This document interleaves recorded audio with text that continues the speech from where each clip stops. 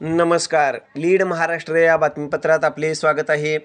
पालकमंत्री सुरेश भाऊ खाडे यांच्या प्रयत्नातून सांगली जिल्ह्यातील कलाकार व साहित्यिक अशा 200 कलाकारांना मानधन योजना मंजूर. सुमनताई खाडे यांच्या हस्ते अभिनंदन पत्र वाटप करण्यात आले.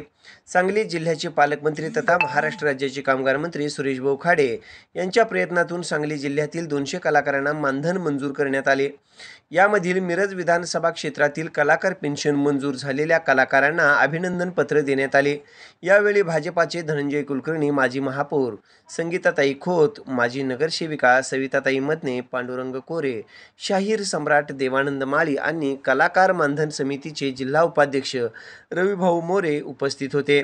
मिरज तालुक्यातील 59 कलाकारांना पेन्शन मंजूर झाल्याने कलाकारांना दिलासा मिळाला आहे. याची सुविधा मिळणार आहे. भविष्यामध्ये त्यामध्ये भरच पडत जाणार आहे. मानधन कधीही कमी होणार नाही. चांगल्या पद्धतीचं मानधन तुम्हाला इथून पुढच्या काळामध्ये सुद्धा वाढीव मिळत जाईल. आज महाराष्ट्र शासनाचं आपले मुख्यमंत्री एकनाथजी शिंदे असतील किंवा उपमुख्यमंत्री आपले फडणवीस साहेब असतील, आता अजितदादाही आपल्या बरोबर आहेत, त्या सगळ्यांना आपण धन्यवाद देऊया.